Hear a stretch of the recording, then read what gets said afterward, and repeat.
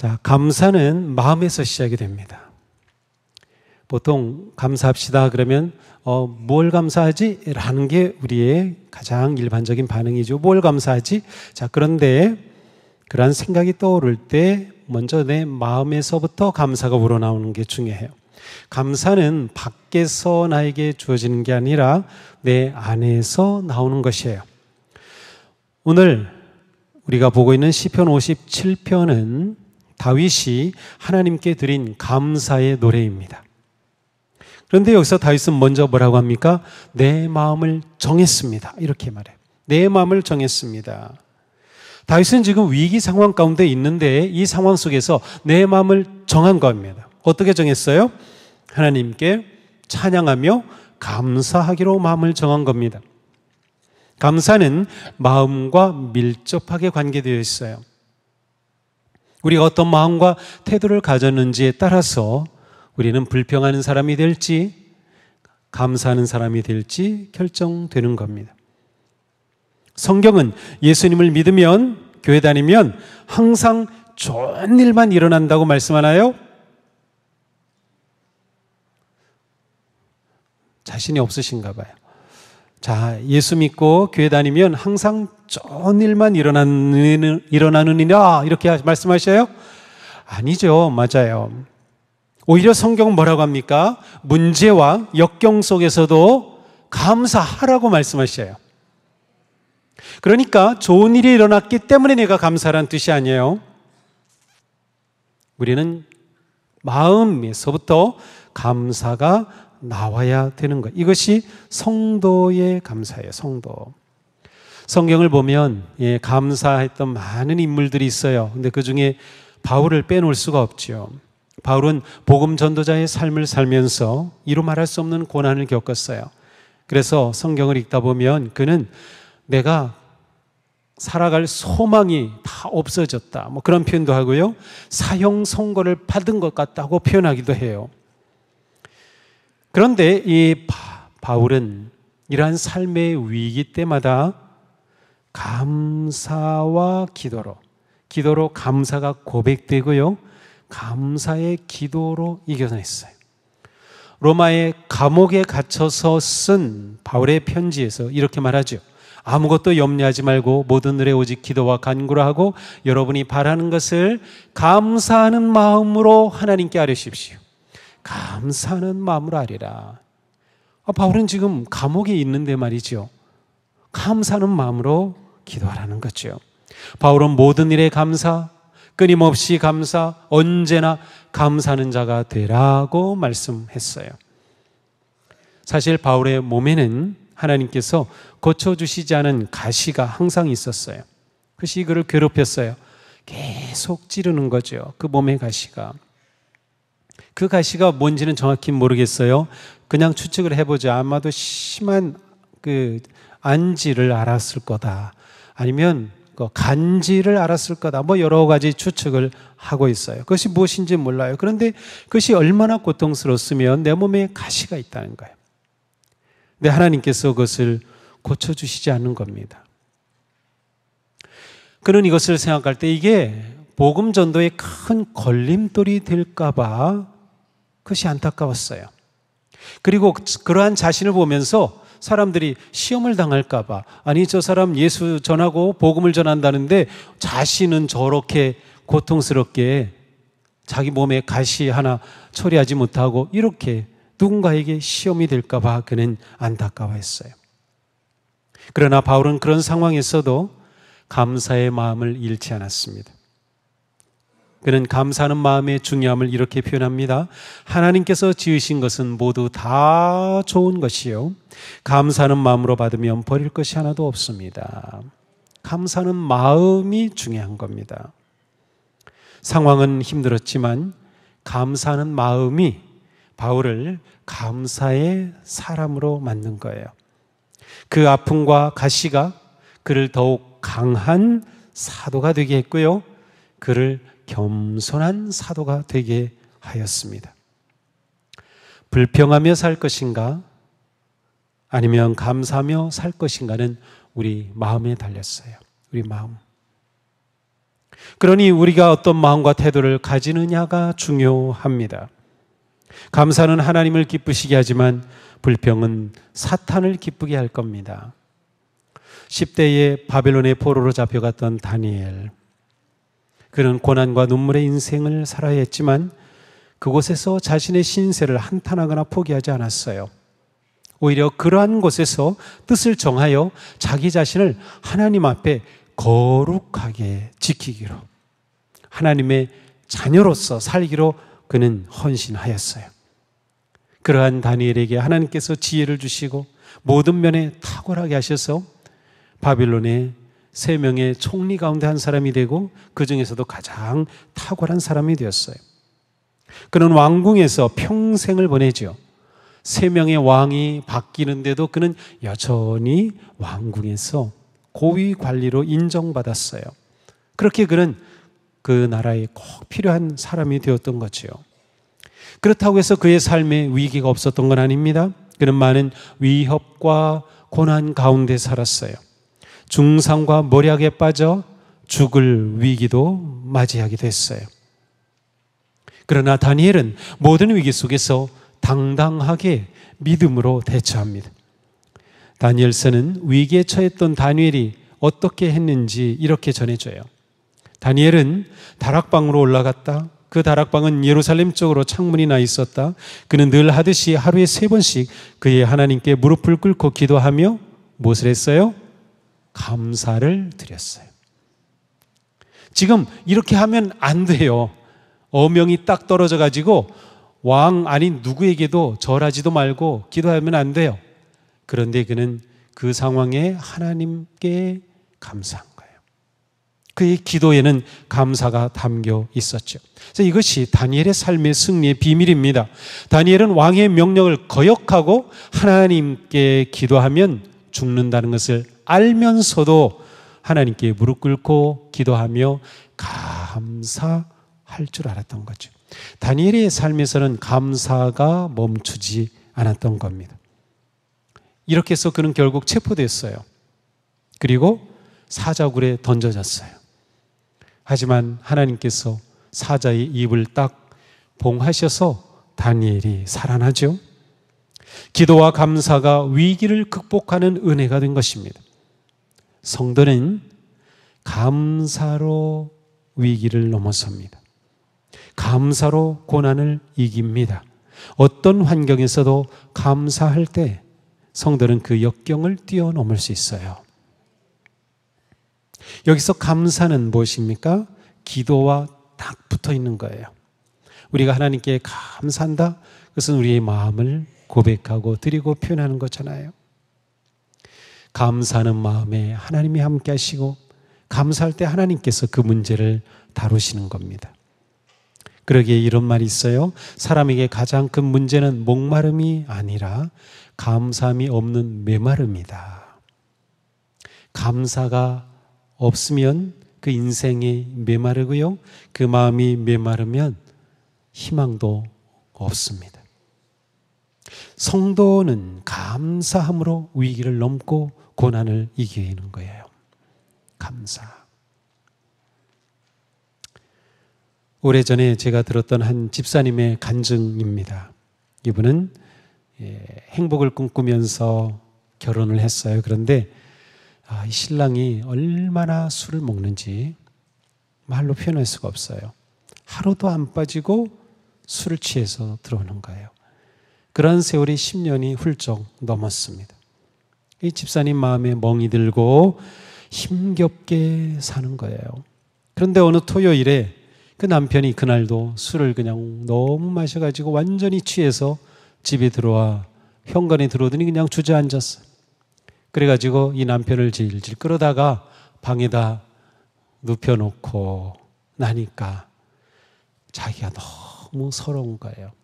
내가 이러려고 결혼했나? 이러려고 사나?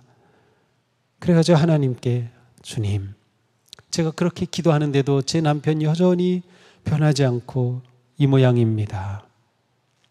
제가 어떡하죠?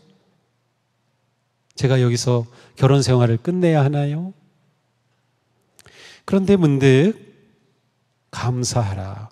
범사에 감사하라 라는 그 말씀이 떠오른 겁니다. 성령님이 떠오르게 하셨겠죠. 그래서 아니 내가 뭐 범사에 어떻게 감사하지? 이런 상황에서 내가 어떻게 감사하지? 하면서 그는 이 상황에서도 자신이 하나님께 어떻게 감사할 것인가를 생각하면서 기도하는 겁니다. 그의 기도가 이렇게 되었어요. 하나님, 술에 취해 코 골며 자는 남편을 쳐다보면 정말 한심하지만 그래도 저 남편 없는 것보다는 낫겠다 싶으니 감사합니다. 그래도 저 남편이 언젠가 변화되고 좋은 사람이 될 가능성이 있다고 제가 생각할 수 있으니 감사합니다. 저렇게 술을 취했지만 술 취해서 딴 데 안 가고 집에 들어와서 자니 감사합니다. 저런 모양이지만 그래도 여자라고는 나밖에 모르니 감사합니다. 술 취해도 손찌검은 하지 않으니 감사합니다. 토요일만 되면 술을 더 많이 마셔서 주일날에는 깊이 잠만 자니 제가 교회 가는데 방해받지 않아서 감사합니다. 생각해 보니까 감사할 게 있는 거예요. 그런데 아내가 이렇게 기도하고 있는데 남편이 자다가 목이 말라가지고 깼어요. 깨서 보니까 아내가 눈물 흘리며 기도하고 있는데 그 모습이 너무 애처로운 거예요. 그래서 아니 뭔 기도를 그렇게 하는 거야? 내가 하나님께 당신에 대해 감사하다고 기도하고 있어. 아니, 내가 감사하다고? 남편이 그 말을 듣기에도 민망했죠. 도대체 뭐가 감사한데? 그래서 그가 이렇게 기도한 걸 얘기했어요. 그런데 놀랍게도 그 남편이 그 말을 듣더니 그날로 술을 끊었어요. 그리고 교회까지 나왔어요. 물론 우리의 삶이 항상 이렇게 극적인 것은 아닙니다. 그러니까 우리가 간증을 들으면 내 인생에도 그런 극적인 게 막 일어나야 될 것 같고 그런데 그런 건 아니에요. 그러나 어떤 상황에서도 감사한다는 것, 그게 중요한 거예요. 어떤 상황에서도 감사할 때 그것이 인생을 바꾸는 겁니다. 그래서 우리는 감사함으로 위기를 넘어서고 고난을 이기는 것이죠. 이게 중요한 거예요. 사랑하는 성도님, 비록 지금 상황이 매우 어렵고 위기와 고난이 있고 시련이 몰려오고 있어도 내가 누군가를 생각하며 감사할 수 있기를 바랍니다. 그것이 하나님의 뜻이기 때문이에요. 그것이 하나님의 뜻. 우리에게 기대하시는 겁니다. 감사에도 수준이 있어요. 깊은 감사가 있어요. 높은 감사가 있어요. 만약 우리가 내게 좋은 일이 있을 때 감사하겠다. 그런다면 이것은 아주 낮은 수준의 감사예요. 하나님 저에게 기도를 응답해 주시면 감사하겠습니다. 혹시 그런가요? 이것은 아주 수동적인 감사예요. 이것은 조건적인 감사죠. 이런 감사는 예수 믿지 않아도 할 수 있는 감사입니다. 뭐 때문에 감사하는 거죠? 이렇게 잘 되니까 감사하고 이렇게 되니까 감사하고 이렇게 되니까 감사하고 남보다 비교하면서 더 잘 됐으니까 감사하고 물론 우리가 그렇게 잘 된 것에 감사하는 건 당연하지만 그러나 이것은 가장 기초 아주 낮은 수준의 감사예요. 우리는 성도로서 우리의 감사는 이것보다 더 깊고 높아야 돼요. 조건과 상황을 뛰어넘는 감사입니다. 무엇에도 불구하고 감사하는 것이에요. 무엇에도 불구하고 이런 감사야말로 모든 일에 감사하는 것이에요. 좋은 일 당연하지만 나쁜 일, 불행, 아픔에도 불구하고 감사하는 것이죠. 우리의 진심으로부터 나오는 감사. 자, 다윗이 오늘 시편 57편을 노래하고 기도했을 때 그는 자기를 죽이려고 사울 왕이 혈안이 되어서 추적해 올 때입니다. 그때 그는 아둘람 굴에 숨어 있었어요. 어떻게 될지 모릅니다. 목숨이 위태로운 거죠. 이러한 위기에도 불구하고 다윗이 감사를 한 거예요. 이 점이 중요한 겁니다. 어떻게 했습니까? 내가 가락에 맞춰 노래 부르겠습니다. 내 영혼아 깨어나라. 검은 고야 수금아 깨어나라. 내가 새벽을 깨우련다. 주님, 내가 만민 가운데서 주님께 감사를 드리며 문나라 가운데서 노래를 불러 주님을 찬양하렵니다. 자, 그는 처음에 마음을 정했어요. 어떻게 하기로? 찬양하고 감사하기로. 그리고 정말로 하나님께 이렇게 감사를 드리는 겁니다. 주님을 노래 부르고 찬양하는 것이죠. 고난과 역경 속에서도 하나님께 감사를 드린 다윗은 하나님 마음에 합한 사람이 된 겁니다. 하나님 마음에 꼭 맞는 사람이 됐어요. 왜? 하나님은 모든 일에 감사하기를 원하시는데 다윗은 이러한 위기 속에서도 감사하였으니 하나님 마음에 맞을 수밖에 없죠. 감사할 때 하나님께서 기뻐하셔요. 함께 하셔요. 다윗에게는 위기 상황에도 불구하고 하나님의 사랑이 감사할 충분한 근거였어요. 그래서 그는 하나님을 보며 감사하는 것이죠. 다윗과 같이 하나님의 사랑과 은혜를 아는 사람은 어떤 환경에도 불구하고 감사로 찬양하며 예배합니다. 우리가 모든 상황에도 감사할 수 있는 근거가 있다면 바로 우리를 사랑하시는 하나님, 우리를 구원하시는 주님.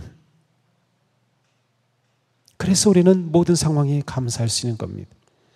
다니엘의 세 친구는 세차게 타오르는 풀무불에 던져질 때 하나님께서 자신들을 그 맹렬히 타오르는 풀무불에서 능히 건져내실 능력이 계심을 고백했지만 그렇게 하지 아니하실지라도, 그리하지 아니하셔도 그들은 하나님에 대한 믿음을 저버리지 않겠다고 고백했어요. 이러한 믿음, 이 믿음에서 바로 감사의 마음이 나오는 것이에요. 다윗의 감사는 하나님에 대한 경배와 찬양으로 절정에 이릅니다. 주님의 한결같은 그 사랑 너무 높아서 하늘에 이르고 주님의 진실하신 구름에까지 닿습니다. 하나님, 주님은 하늘 높이 높임을 받으시고 주님의 영광 온 땅 위에 떨치십시오. 오늘 우리의 예배가 이러한 예배가 되는 거예요.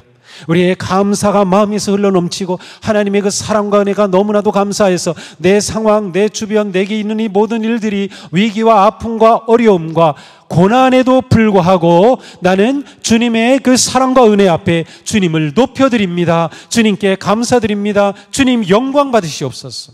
바로 이 찬양이 우리의 예배가 되고 이 찬양이 주님 앞에 드리는 우리의 고백이 되어야 하는 겁니다. 이게 바로 추수감사절에 하나님 앞에 드릴 우리의 예배인 것이에요.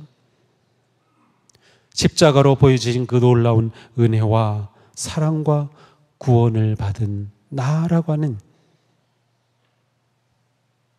내가 이러한 존재라는 것을 생각하고 기억할 때 우리는 어떤 상황에서도 어떤 일에도 불구하고 감사와 찬양을 멈추지 않는 것입니다. 감사는 하나님의 은혜와 사랑에 대한 고백이며 찬양이죠. 이것이 우리의 감사의 예배입니다. 우리의 감사가 더욱 깊어지고 우리의 감사가 더욱 넓어지고 높아져서 하나님께 영광을 돌리는 그러한 복된 감사의 예배자가 될 수 있기를 축복합니다. 감사할 때 기쁨은 따라옵니다. 감사할 때 능력이 나타납니다. 감사가 우리 인생의 기적을 일으키는 거예요.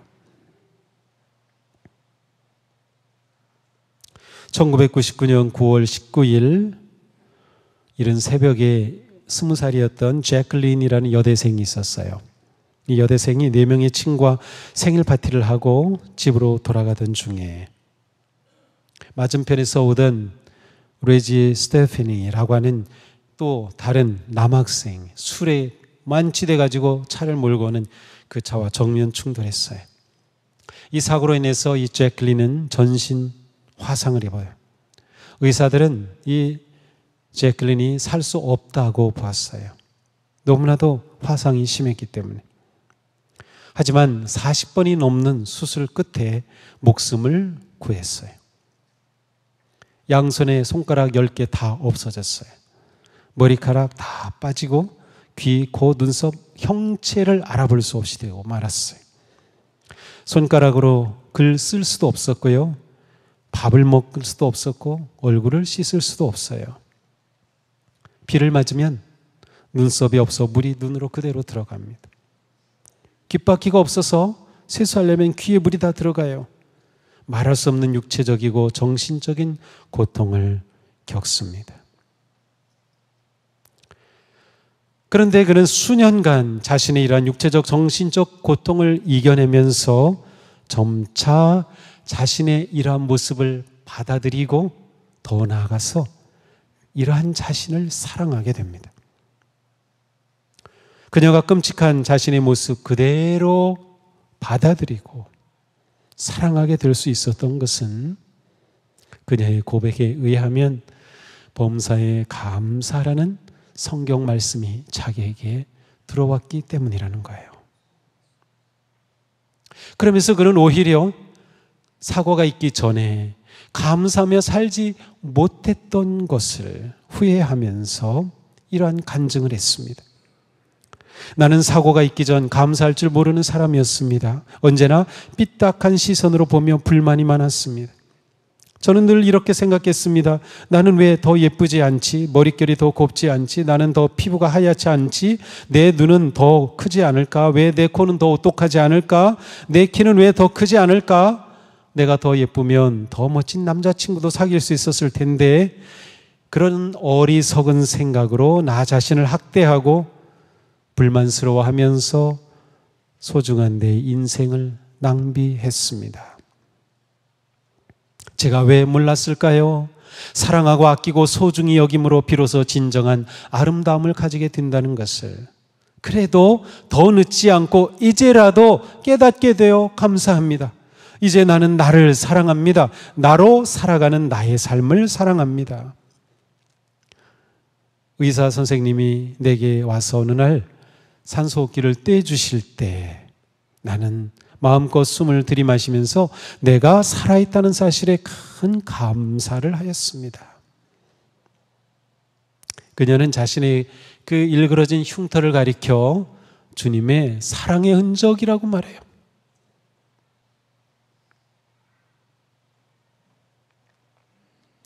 어느 날 이 교통사고 가해자 남학생의 어머니가 찾아왔어요.